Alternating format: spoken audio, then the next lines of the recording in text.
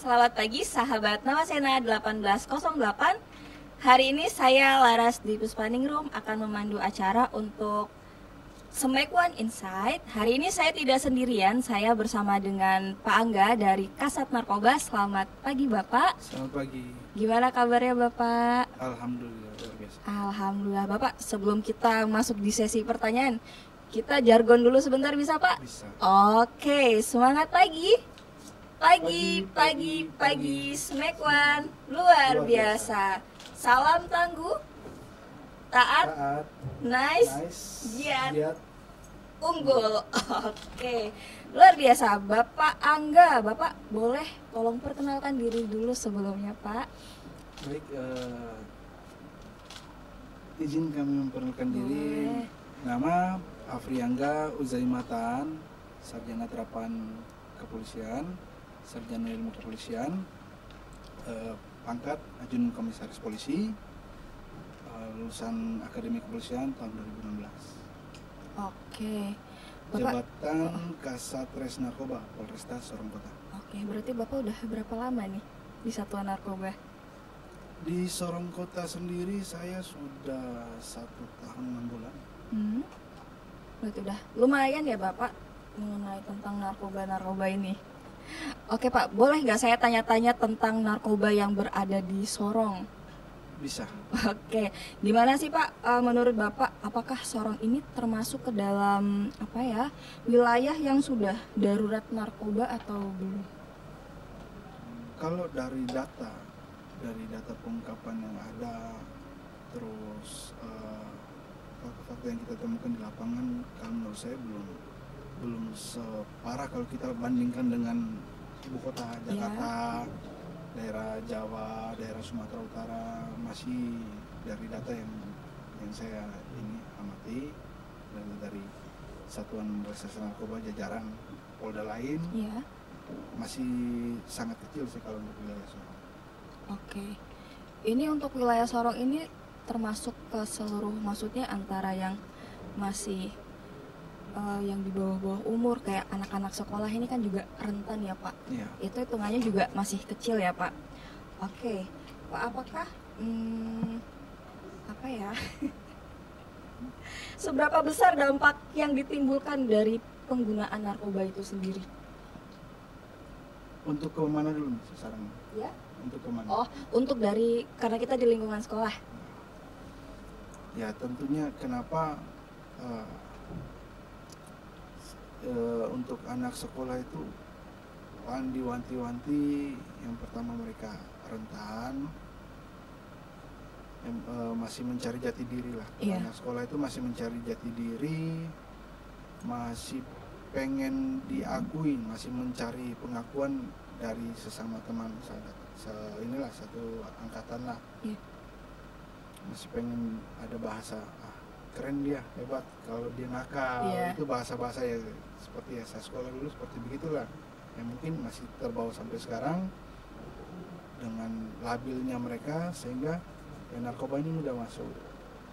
Terus dampak untuk anak sekolah itu, dari narkoba sendiri dilarang ya karena ada zat-zat tertentu yang memang membahayakan, mempengaruhi fisik, bahkan pemikiran orang normal menjadi tidak normal.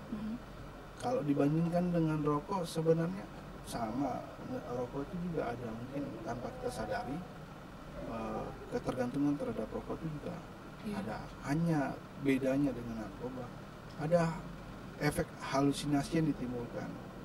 Itu dampak untuk anak sekolah sangat-sangat tidak baik. Karena apa? Di tahap anak sekolah sekarang lebih bagaimana cara mereka untuk bisa fokus menerima pembelajaran yang diajarkan oleh pengajar, guru. Itu harus fokus, harus masuk. Sedangkan apabila yang bersangkutan atau pelajar tersebut sudah menggunakan narkoba, otomatis tadi yang diharapkan fokus tersebut sudah tidak ada. Efek halusinasi yang ditimbulkan, dia lebih banyak ngelamun, lebih banyak ngantuk. Bahkan jangankan fokus terhadap guru, fokus terhadap teman sendiri pun yang ngobrol, cerita sama dia, itu pun tidak ada lagi. Berarti ibaratnya dia kayak ada di dunianya lain gitu ya. Ya. Jadi pemikirannya udah di mana, orangnya di mana, seperti itu. Jadi yang di logika kita bahwa hal-hal yang baik atau hal-hal yang tidak baik untuk tidak dilakukan, itu nanti dengan dampak dia menggunakan itu, hal-hal yang tadi secara kita ketika kita sadar, kita berpikir normal, itu tidak bisa, atau dari hati nurani kita tidak akan melakukan itu. Jika menggunakan itu, yang hal-hal yang dilarang itu bisa saja dilakukan. Itu contohnya seperti apa Pak misalnya kalau hal-hal yang kayak terlarang? Hal-hal yang dilarang begitu kita menggunakan narkoba, ya kayak kasus pencurian, ini kita secara akal sehat, ya, itu barang orang, nggak boleh kita ambil. Itu secara kita berpikiran normal.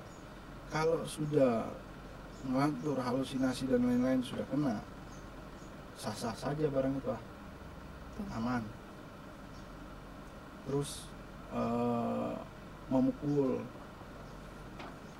orang, karena tadi dengan halusinasi, dengan menggunakan barang itu, emosi tidak bisa dikontrol.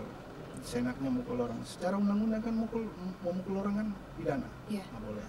Penganiayaan itu dilakukan, bahkan sampai pemerkosaan, bahkan sampai ke tahap pembunuhan. Itu berarti berbahaya. Selain itu Pak, kalau misalnya di lingkungan sekolah gini nih, kita sebagai guru ada nggak sih ciri-ciri anak selain tadi kayak kurang fokus? Ada lagi nggak Pak kira-kira ciri-cirinya? Ciri fisik, masih ada beberapa ciri fisik untuk kita bisa mendetek orang ini menggunakan narkoba. Salah satunya ya kita bisa lihat dari mata. Itu untuk ganja. Kalau untuk disorong kan dua jenis yang sering kita ungkapin, dua jenis ini saja, ganja sama sabu. Kalau untuk ganja sendiri itu kita bisa lihat dari mata, berairnya mata, sayur. Itu ciri-ciri dia baru selesai menggunakan.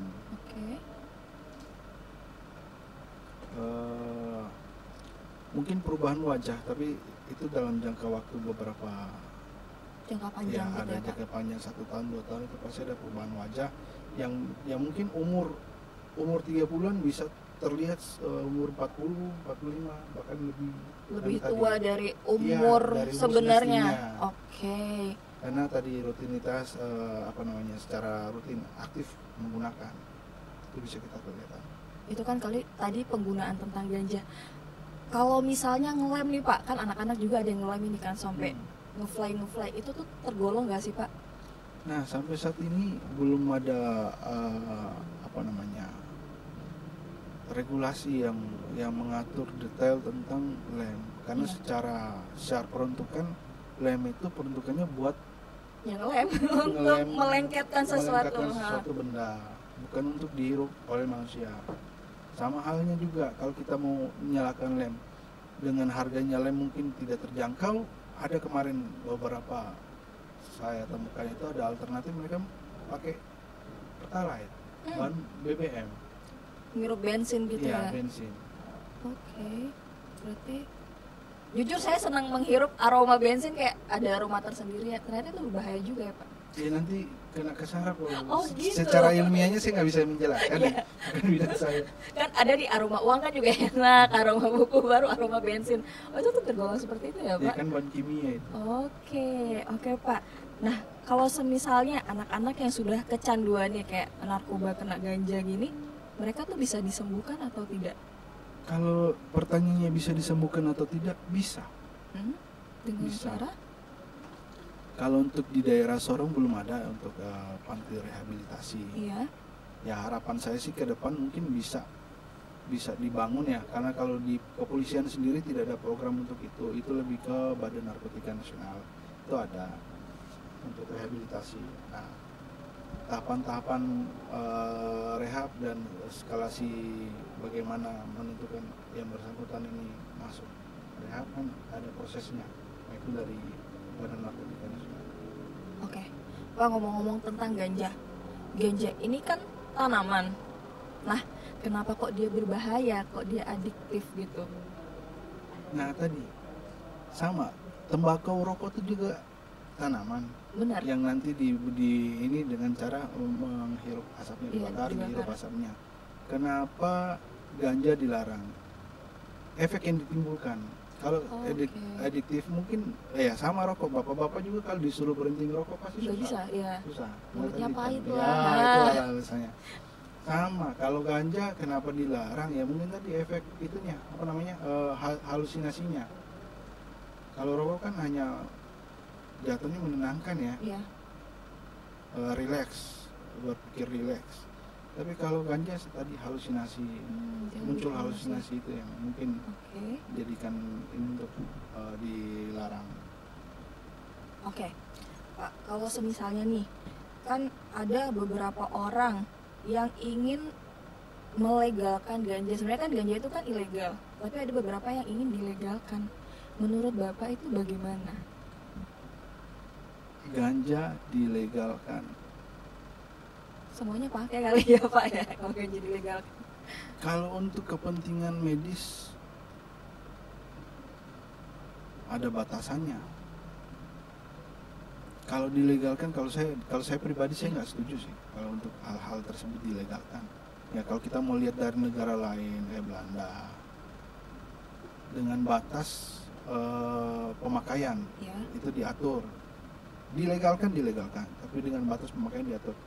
Tapi apakah hal tersebut sudah bisa kita terapkan di negara kita? Balik lagi, sudah dewasakah dari masyarakat kita yang kalau mungkin di luar negeri disampaikan batas 0,5 gram, ya dia bawa 0,5 gram.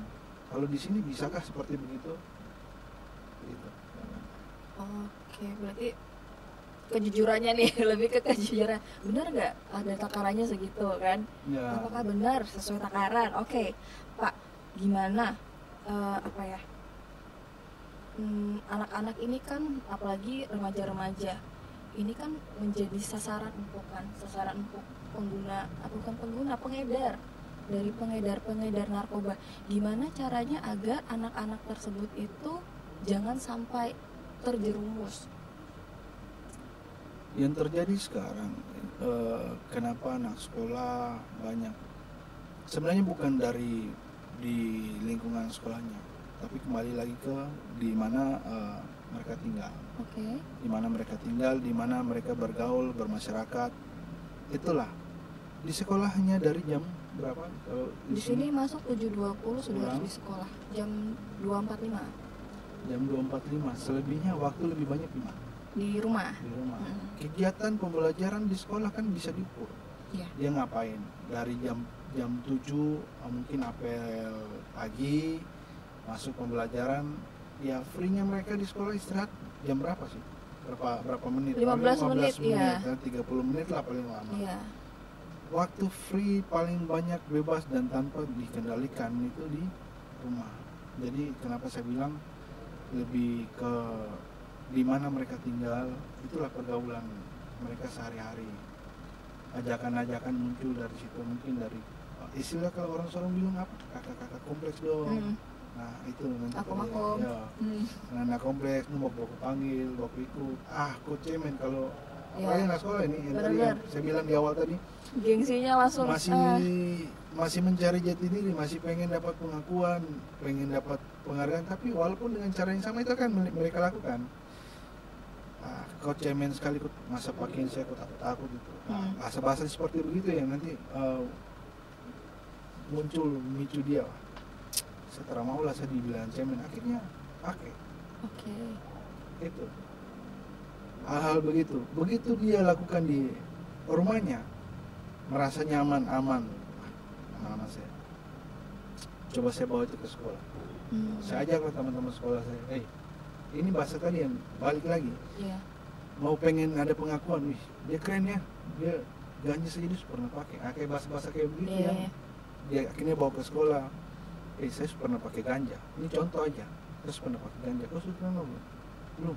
Bagaimana karakternya? Rasa penasaran itulah akan muncul ramad di sekolah. Kalau ada usia, ada umur yang rentan terkena narkoba nggak Pak? Kalau bilang masalah umur, dari pengungkapan kami selama ini, mau yang di atas 50 bahkan sudah mendekati 60 tahun pun ada. Yang di bawah umur 13 sampai 15 tahun pun ada. Berarti tidak mengenal umur ya ibarat Narkoba tidak mengenal umur. Oke Pak. Nah, gimana sikap kita ketika kita tahu keluarga kita atau teman-teman terdekat kita ini menggunakan narkoba? Cara tahunya seperti apa? Melihat langsung. Melihat langsung. Nah, misalnya melihat langsung. Di Undang-Undang Narkotika, Undang-Undang Nomor 35 Tahun 2009 sendiri ada pasal yang berbunyi bahwa orang yang mengetahui, menyaksikan atau melihat langsung dan tidak melaporkan itu juga dikenakan pidana. Kalau nggak salah itu ancamannya 1 tahun. Untuk yang bersangkutan yang mengetahui tapi tidak melaporkan. Itu misalnya takut nih Pak, saya takut nih kalau dilaporin saya diapa-apain gitu misalnya. Sayang keluarga nggak? Nah, Ibu sampaikan tadi seperti begitu, melihat keluarga. Intinya sayang keluarga nggak? Kalau sayang mending dilaporkan. Kalau dia hanya pengguna, ya diarahkan mana baiknya. Kalau memang dia sudah sangat-sangat kecanduan, ya mungkin dikonsultasikan, mungkin bisa dilakukan rehabilitasi. Ya, kalau kita sayang keluarga, sebaiknya kita lakukan. Oke, ini tadi kita sudah membahas tentang narkoba. Sekarang gimana caranya agar kita tercegah dari godaan untuk coba-coba narkoba ini, Pak? Ya itu tadi, ya, ini beberapa hal yang saya sudah lakukan, termasuk kegiatan penyuluhan. Itu untuk apa? Untuk saya pengen kasih tahu khususnya ke anak sekolah, umumnya ke masyarakat, bahwa narkoba itu bahaya secara kesehatan iya, dan secara ancaman hukum pidana iya. Bahkan tadi saya sampaikan, mungkin orang banyak yang tidak tahu, tidak melaporkan, aman-aman saja. Padahal dalam undang-undang menyatakan orang yang mengetahui tapi tidak melaporkan, pasal 131 itu dipidana, ada pidananya. Orang mengetahui tidak melaporkan, pidana. Oke, Bapak selama bekerja di di Kasat Narkoba, kira-kira ada kendala-kendala yang pernah Bapak hadapi tidak? Bagaimana cara Bapak menyikapinya? Kendala pasti ada. Iya. Dalam semua pekerjaan kendala pasti ada.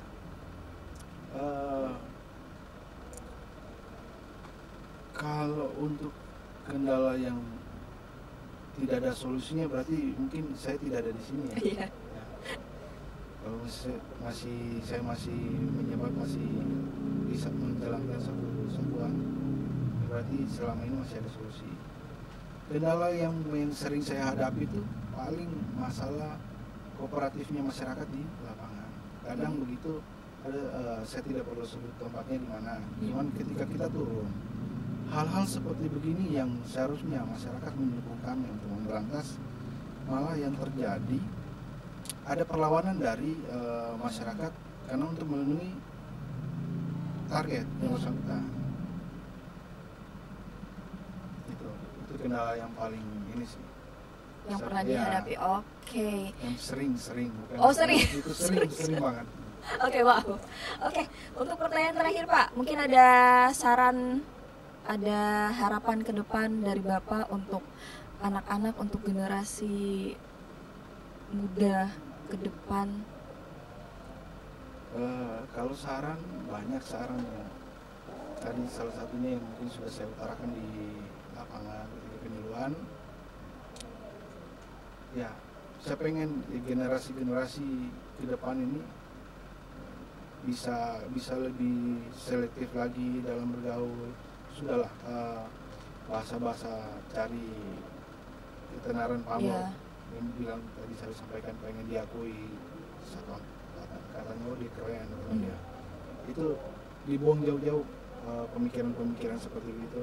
Karena ke depan yang nanti yang membawa adik-adik kita ini sukses, ya adik-adik sendiri, nggak bisa dari orang tuanya, nggak bisa dari kerabatnya, ya dari mereka sendiri. Ya, dari diri mereka sendiri. nanti yang akan bersaing, apalagi zaman sekarang makin zaman keterbukaan. Ya.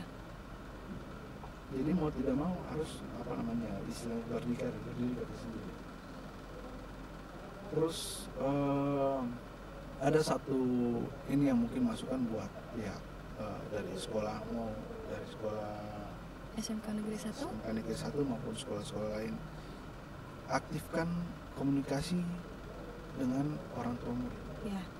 Karena yang terjadi, yang saya lihat, yang saya amati, kenapa ada hal-hal seperti penyalahgunaan narkotika yang dilakukan oleh siswa yang terjadi di jam sekolah. Itu kan ada kesempatan yang mereka lakukan. Kalau mungkin ternyata yang saya bilang tadi, dia di rumah mungkin longgar, ternyata faktanya dia di rumah mungkin ada dikekang orang tua, nggak bisa kemana-mana, itu pengawasannya aman. Jadi yang saya sampaikan, harus ada komunikasi antara orang tua dengan guru. Jangan sampai nanti di celah-celah waktu jam-jam sekolah ini dipakai buat bolos, hanya untuk kebebasan itu. Benar. Dan tidak ada komunikasi antara orang tua dengan guru, sehingga ada dari orang tua berharap bahwa anak ini berangkat sekolah jam 7 pagi ke sekolah, berarti posisinya di sekolah. Itu harapan orang tua, dia berangkat dan menyaksikan anaknya berangkat ke sekolah. Jadi sepengetahuan orang tua, anak ini di sekolah. Tapi faktanya di sekolah, guru yang mengajar di kelas itu, anak itu tidak ada. Itu kan tidak ada komunikasi yang baik dengan ini, didiamkan oleh guru. Mungkin guru beranggapan bahwa anak ini mungkin lagi sakit atau lagi beralangan sehingga belum bisa masuk sekolah di rumah. Karena cuma sekolah sampai depan pagar. Iya. Padahal orang tuanya tahu dia sekolah. Kalau terjadi komunikasi yang baik antara orang tua dengan guru, hal-hal seperti begitu tidak akan terjadi. Begitu anak tidak masuk sekolah, guru telepon orang tuanya, anak ini berada sekolah. Ternyata penyampaian orang tua dia berada sekolah, berarti dia bolos. Cari tahu dia kemana. Pengawasan seperti itulah yang ya kalau bisa dilaksanakan, sehingga celah-celah yang tadi ini untuk anak-anak ini berbuat hal-hal yang tidak diinginkan tidak terjadi. Oke Pak Angga, terima kasih Pak Angga sudah mau berbagi cerita untuk sesi Smack One Insight pada pagi hari ini. Untuk acara hari ini kita tutup, semoga nanti kita bertemu kembali. Terima kasih penonton sudah setia menyaksikan dari saya dengan Pak Angga. Terima kasih, saya tutup. Selamat pagi. Kita jargon dulu Pak, semangat paginya. Masih ingat? Masih ingat Pak? Semangat pagi? Oke, semangat pagi. Pagi. Smack One luar biasa.